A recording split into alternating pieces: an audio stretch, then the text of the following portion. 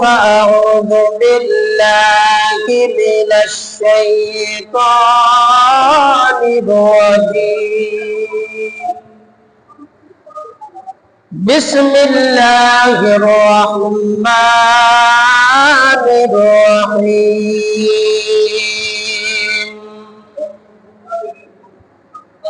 الله لا إله إلا هو الحي القيوم لا تأخذه سنة ولا نوم له ما في السماوات وما في الأرض من ذا الذي يشفع عنده إلا بإذنه يعلم ما بين أيديهم وما خلفهم ولا يحيطون بشيء من علمه إلا بما شاء وسع كرسيه السماوات والأرض ولا يؤوده حفظهما وهو العلي العظيم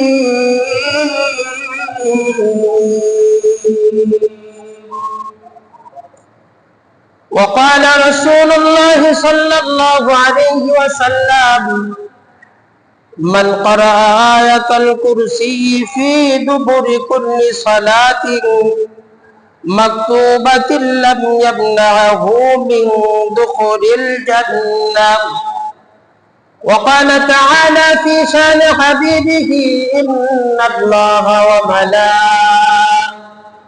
وملائكته يصلون على النبي يا أيها الذين آمنوا صلوا عليه وسلموا تسليما সকলে মহব্বতের সাথে আমরা নামাজে যে দরুদ পড়ি সকলে সেই দরুদ পড়ে নেই اللهم صل على محمد وعلى آل محمد كما صليت على إبراهيم وعلى آل إبراهيم إنك حميد مجيد اللهم بارك على محمد وعلى آل محمد كما باركت على إبراهيم وعلى آل إبراهيم إنك حميد مجيد الحمد لله আমতলী পূর্বপাড়া রহমানিয়া জামে মসজিদের উদ্যোগে আয়োজিত ইসলামী মাহফিলের সম্মানিত সভাপতি দেবার নিহায়াত কাবিল ইহতিরাম হযরত বুজুর্গ উলামায়ে কেরাম দূর দূরান্ত থেকে আগত আল্লাহ পাকের আশিকিন জাকিরিন মুহিব্বিন মুমিনিন মুসলিহিন ইমানদার মুত্তাকিন পরহেজগার ভাইরা পর্দার আড়ালে আম্মাজান খাদিজাতুল কুবরা রাদিয়াল্লাহু তাআলা আনহার উত্তর শরীফ আম্মাজান আয়েশা রাদিয়াল্লাহু তাআলা আনহার উত্তর শরীফ মা এবং বোনেরা আমার কলিজার টুকরা যুবক এবং তরুণ বন্ধুগণ সকলেই সেই মহান রবের আলিশান দরবারে আমরা সকলেই শুকরিয়া আদায় করি যে মহান আল্লাহ তাআলা আমাদেরকে দুনিয়ার সমস্ত বড় ফিতনা ফাসাদ থেকে আল্লাহ হেফাজত করে জান্নাতের টুকরা জান্নাতের বাগানে নবী আলাইহিস সালামের ভাষায় জান্নাতের বাগানে আমাদেরকে কিছু সময় বসার তৌফিক দান করেছেন সেজন্য সেই মহামালিকের দরবারে আমরা হৃদয় অনুভূত শ্রদ্ধা পরিত কণ্ঠে মহান রব্বুল আলামিনের শিখানো ভাষায় আমরা সকলেই জবান খুলে কালিমাতুশ শুকর আদায় করি সকলে বলি আলহামদুলিল্লাহ লক্ষ কোটি দরুদ ও সালাম বর্ষিত হোক আকা আকবার তাজদারে মদিনা বিশ্ব সভার সভাপতি শামসুল হিদায়াহ বদরুদ্দুজা আফতাবে নবুয়ত শায়ন শায়ে রিসালাত হাবিবে কিবরিয়া মুহাম্মদ আরবি সকলেই পড়ি সাল্লাল্লাহু আলাইহি ওয়াসাল্লামের উপর। সম্মানিত উপস্থিতি, আজকের এই ইসলামী মাহফিল হওয়াতে আপনারা খুশি না বেজার? যদি খুশি হয়ে থাকেন তাহলে জোরে আওয়াজে, উচ্চ আওয়াজে রবকে খুশি করার নিয়তে সবাই চিল্লায় বলেন আলহামদুলিল্লাহ।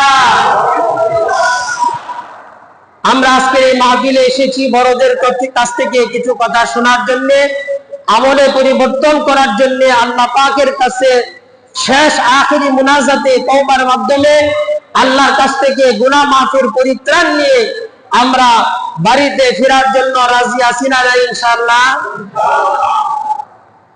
আমরা যদি পুরা মজমার মধ্যে দিল খুলে উলামাদের কথাগুলি শুনি, তাহলে যিনি আমাদেরকে মাহফিলের শেষে আখেরি মুনাজাতের মধ্যে আমাদেরকে যিনি মাফ করে বাড়িতে ফিরে দিতে পারেন তিনি কে? সবাই চিল্লায় বলেন তিনি কে? আজকে যিনারা আলোচনা করবেন তারা বাংলাদেশের উজ্জ্বল নক্ষত্র, যাদেরকে আমরা পাওয়া খুবই কষ্টকর, তাদেরকে সহজেই মিলানো যায় না। আজকের যিনি প্রধান আলোচক, আমার উস্তাদ মুরব্বী হযরতুল আল্লামা আনোয়ারুল ইসলাম ফুলপুরি সাহেব দামাত বরকাতুহু হুজুর আছেন।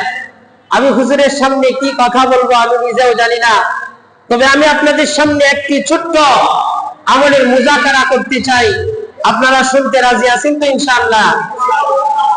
আমি যে আয়াতগুলো আপনাদের সামনে তেলাওয়াত করেছি, আমরা সবাই এই আয়াতগুলোর সাথে পরিচয় আছে না নাই? সবাই বলেন পরিচয় আছে না নাই? এই আয়াতগুলোকে আমরা সংক্ষিপ্ত আকারে বলি আয়াতুল কুরসি। কি বলি আমরা? সবাই বলেন কি বলেন? আয়াতুল কুরসি। এটা কুরসির আলোচনা আল্লাহ রাব্বুল আলামিন এই আয়াতগুলোর মধ্যে করেছেন। এজন্য আল্লাহ রাব্বুল আলামিন এই কুরসির আলোচনা করার কারণে আমরা সংক্ষেপে বলি আয়াতুল কুরসি। এই আয়াতুল কুরসি যদি আমি নিয়মিত পাঠ করি, নিয়মিত যদি তেলাওয়াত করি, নিয়মিত যদি আমি বলি, তাহলে আমার আপনার জিন্দেগীর মধ্যে যিনি রহমত বরকত দিবেন তিনি কে? মুসলমান ভাইরা আমার, আমরা দুনিয়াতে সব আমল শিখি। দুনিয়াতে আমরা দেখি একজন কেমনে করে গান করে, আমি সেভাবে গান করতে চাই। আমি আপনি যারা যারা গানের পাগল, কোন শিল্পী কি ভঙ্গিমায় গান করেছেন, এই ভঙ্গিমাগুলো আপনি আমি নিজেদের ভিতরে ধারণ করতে চাই। কিন্তু আল্লাহর হাবিব সাল্লাল্লাহু আলাইহি সাল্লাম যে আমলের কথাগুলো বলে দিয়েছেন, ওই আমলগুলো করার জন্য আমরা উৎসাহিত হই না, কথা বলেন ঠিক কিনা? অথচ আমরা যদি এই আমলগুলোর মধ্যে অনুসরণ করি, তাহলে সাহাবায়ে কেরাম যেমন দুনিয়া থেকে জান্নাতের সার্টিফিকেট নিয়ে গেছেন, ঠিক তেমনি করে আমরাও এই দুনিয়া থেকে জান্নাতের সার্টিফিকেট নিয়ে যেতে পারবো, কথা বলেন ঠিক কিনা?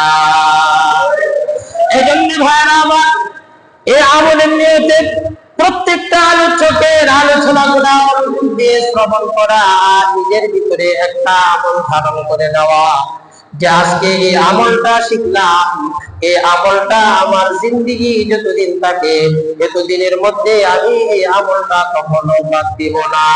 এই নিয়ত আমরা করতে রাজি আছি তো ইনশাআল্লাহ? যে আয়াতুল কুরসির ব্যাপারে আমি আলোচনা করতেছিলাম, এই আয়াতুল কুরসি যদি আপনি আমি যদি নিয়মিত ৫ ওয়াক্ত নামাজের মধ্যে তেলাওয়াত করি, আল্লাহর হাবিব সাল্লাল্লাহু আলাইহি সাল্লাম বলেন, ওই ব্যক্তি জান্নাতে যাওয়ার জন্য তার কোনো বাধাই থাকবে না, মৃত্যু ছাড়া। সুবহানাল্লাহ। মৃত্যু ছাড়া তার কোনো বাধা থাকবে না। শুধু মৃত্যু হওয়া মাত্র যদি এই আয়াতগুলো যদি নামাজের পরে তেলাওয়াত করতে পারি, আল্লাহর হাবিব সাল্লাল্লাহু আলাইহি সাল্লাম বলেন, মান ক্বারা আয়াতুল কুরসি ফি দুবুরি কুল্লি সালাতিন। আল্লাহর হাবিব সাল্লাল্লাহু আলাইহি সাল্লাম বলেন, যদি কোনো উম্মত ৫ ওয়াক্ত নামাজের পরে এই আয়াতুল কুরসি তেলাওয়াত করে, আল্লাহর হাবিব সাল্লাল্লাহু আলাইহি সাল্লাম বলেন, তার জান্নাতে যাওয়ার জন্য মৃত্যু ছাড়া কোনো বাধা থাকবে না। তাহলে এই আমল আমরা করতে রাজি আছি তো ইনশাআল্লাহ? ভাইরা আমার, উল্টো যদি আপনি আমি করি তাহলে আরো অনেক ফায়দা আছে। আল্লাহর হাবিব সাল্লাল্লাহু আলাইহি সাল্লামের সাহাবী হযরতে আবু হুরায়রা রাদিয়াল্লাহু তাআলা আনহু থেকে বর্ণিত, হযরতে আবু হুরায়রা রাদিয়াল্লাহু তাআলা আনহু বলেন, আমাকে যাকাতের মাল নিয়ন্ত্রণ করার জন্য, একত্রিত করার জন্য, আমাকে যাকাতের মাল নিয়ন্ত্রণ করার জন্য আল্লাহর হাবিব সাল্লাল্লাহু আলাইহি সাল্লাম আমাকে অনুমতি দিলেন, আমাকে দায়িত্ব দিলেন, আমি যাকাতের মালগুলোকে একত্রিত করি আর রাত্রি বেলা প্রতি রাত্রিতে আমি যাকাতের মালগুলোকে পাহারা দেই। হযরত আবু হুরায়রা বলেন, প্রতিদিনের মতো আমি মালগুলো যখন পাহারা দিতেছি, হঠাৎ করে দেখি একজন চোর এসে এই যাকাতের মাল থেকে এক মুষ্টি মাল নিয়ে চলে গিয়েছে। হযরত আবু হুরায়রা চোরকে ডাক দেয়া বলেন, এই চোর, তোমাকে গ্রেফতার করা হলো, তুমি যাকাতের মাল থেকে কেন চুরি করতেছো? তোমাকে আল্লাহর হাবিব সাল্লাল্লাহু আলাইহি সাল্লামের সামনে দাঁড় করানো হবে। যাকাতের মাল থেকে তুমি কেন চুরি করলা? চোর এবার ডাক দেয়া বলে, হযরত আবু হুরায়রা, আমি বললাম দরিদ্র, একটা পরিবারের ভার কষ্ট আমার মধ্যে আছে। হযরত আবু হুরায়রা রাদিয়াল্লাহু তাআলা আনহু দিলটা নরম হয়ে গেছে। হযরত আবু হুরায়রা রাদিয়াল্লাহু তাআলা আনহু চোরকে ছেড়ে দিলেন। পরের দিন সকালবেলা হযরত আবু হুরায়রা রাদিয়াল্লাহু তাআলা আনহু আল্লাহর হাবিব সাল্লাল্লাহু আলাইহি সাল্লামের কাছে যখন গেলেন, আল্লাহর হাবিব সাল্লাল্লাহু আলাইহি সাল্লাম বলেন, আবু হুরায়রা, তোমার চোরের খবর কি? হযরত আবু হুরায়রা চিন্তায় পড়ে গেলেন, আমার চোরের খবর আল্লাহর হাবিব কেমনে করে জানলো? আল্লাহর হাবিব সাল্লাল্লাহু আলাইহি সাল্লামকে হযরত আবু হুরায়রা ডাক দিয়ে বলে, ইয়া রাসূলুল্লাহ, সে আমাকে বলছে সে পরিবারের ভার কষ্ট এই জন্য আমি গেছে, আমি ছেড়ে দিয়েছি। আল্লাহর হাবিব সাল্লাল্লাহু আলাইহি সাল্লাম বলে, আবু হুরায়রা সে মিথ্যা বলেছে, সে আবার আসবে। আল্লাহর হাবিব সাল্লাল্লাহু আলাইহি সাল্লামের এই কথা হযরত আবু হুরায়রা রাদিয়াল্লাহু তাআলা বিশ্বাস করে নিয়েছেন। সাহাবায়ে কেরাম হযরত রাসূল করিম সাল্লাল্লাহু আলাইহি সাল্লামের সকল কথাকে নির্দ্বিধায় তারা মেনে নিতেন, কোন দলিল তারা খুঁজতেন না। কথা বলেন ঠিক কিনা? আমরা তো দলিল খুঁজি, কথার পরে কথার দলিল খুঁজি, রসুলের কথার পরেও আমরা দলিল খুঁজি, এটা রসুল বলছে কিনা তাকিদ করা শুরু করে দেয়। অথচ সাহাবায়ে কেরাম রসুলকে এই পরিমাণ মানত যে রাসূলুল্লাহ সাল্লাল্লাহু আলাইহি সাল্লামের জবান থেকে বের হতে দেরি হতো, আর সাহাবীরা এই কথা মানতে দেরি হতেন না। কথা বলেন ঠিক কিনা? হযরত আবু হুরায়রা রাদিয়াল্লাহু তাআলা আনহু পরের দিন রাত্রিবেলা আবার হযরত আবু হুরায়রা রাদিয়াল্লাহু তাআলা আনহু হযরত আবু হুরায়রা রাদিয়াল্লাহু তাআলা আনহু চিন্তা করলেন, আল্লাহর হাবিব বলছে আজকেও চোর আসবে, সে চোর ধরার জন্য উট পেটে রয়েছে। হযরত আবু হুরায়রা দেখেন সত্যি তো সে রাত্রিতেও আবার ওই একই চোর যাকাতের মাল থেকে এক মুষ্টি মাল নিয়ে রওনা করে দিয়েছে। হযরত আবু হুরায়রা ডাক দিয়ে বলেন, চোর, তোমাকে আজকেও গ্রেফতার করা হলো, দেওয়া হলো, তোমাকে আজকে আর ছাড় দেওয়া হবে না। আল্লাহর হাবিব সাল্লাল্লাহু আলাইহি সাল্লামের সঙ্গে তোমাকে দেখা করানো হবে, আল্লাহর হাবিবের সঙ্গে তোমার বিচার সম্মুখীন করা হবে। চোর ওই দিন হযরত আবু হুরায়রাকে ডাক দেয়া বলে, আবু হুরায়রা, আজকেও আমাকে আপনি ছেড়ে দেন, কারণ আমার পরিবারের মধ্যে আমি পরিবারের কর্তা, ভারগ্রস্ত, আমি বিপদের মধ্যে, আমাকে যদি আপনি আটকে ফেলেন তাহলে আমার পরিবার গুলা না খেয়ে বেড়া যাবে। হযরত আবু হুরায়রার দিলের মধ্যে মায়া লেগেছে, হযরত আবু হুরায়রা ছেড়ে দিয়েছেন। পরের দিন সকালবেলা আল্লাহর হাবিবের সামনে হযরত আবু হুরায়রা আবার আসলেন। হযরত আবু হুরায়রাকে রাসূল ডাক দিয়ে বলেন, আবু হুরায়রা, তোমার রাত্রিবেলার চোরের কাহিনী কি? আবু হুরায়রা ডাক দিয়ে বলেন, ইয়া রাসূলুল্লাহ, ইয়া হাবিবাল্লাহ, আজকেও সে আমাকে বলছে সে ভারগ্রস্ত, অভাব অনটনগ্রস্ত, পরিবারের ভারগ্রস্ত, এজন্য আমি কি দয়া লেগে গেছে, এজন্য আমি ছেড়ে দিয়েছি।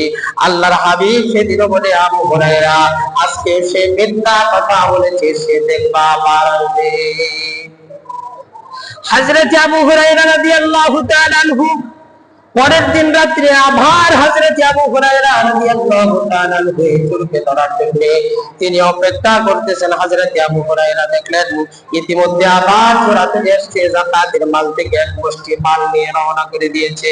হযরত আবু হুরায়রা ডাক দিয়ে বলেন, আজকে তোমাকে ছাড় দেওয়া হবে না, আজকে তোমাকে আল্লাহর রাসূলের সামনে অবশ্যই অবশ্যই দাঁড় করিয়ে দেওয়া হবে। হযরত আবু হুরায়রা কে এবার ডাক দেয়া বলে, আবু হুরায়রা, আপনি আমাকে ছেড়ে দেন, আজকে আপনি যদি আমাকে ছেড়ে দেন, তাহলে আপনাকে এমন একটা আমল আমি শিক্ষা দিব যে আমল করলে আল্লাহ তাআলা সকল প্রকার শয়তান জিনের অনিষ্টতাকে থেকে হেফাজত করবে। সাহাবায়ে কেরাম তো আমলের পাগল ছিলেন, আমলের প্রিয় ছিলেন। আমলের কথা শুনলেই তারা সব ছেড়ে দিয়ে আমলের জন্য পাগল পারা হয়ে যেতেন। হযরত আবু হুরায়রা বলেন, কি আমল? এবার চোরা ডাক দেয়া বলে, আবু হুরায়রা, তুমি রাত্রে বেলা যখন ঘুমাইতে যাইবা, শুইবার যাইবা, তখন তুমি বলবা আল্লাহু লা ইলাহা ইল্লা হুয়াল হাইয়ুল কাইয়্যুম। তুমি এটা পড়বা।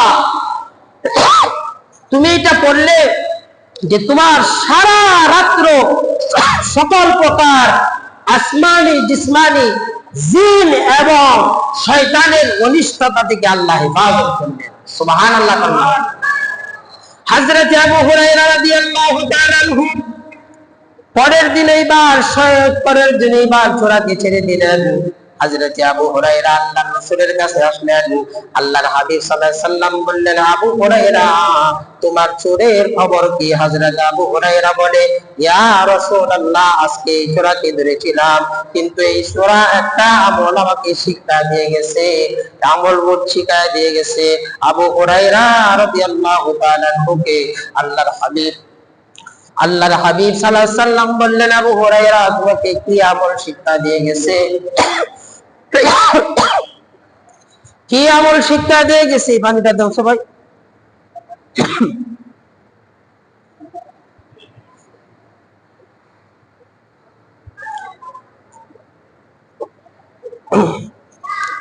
কি আমল শিক্ষা দিয়ে গেছে?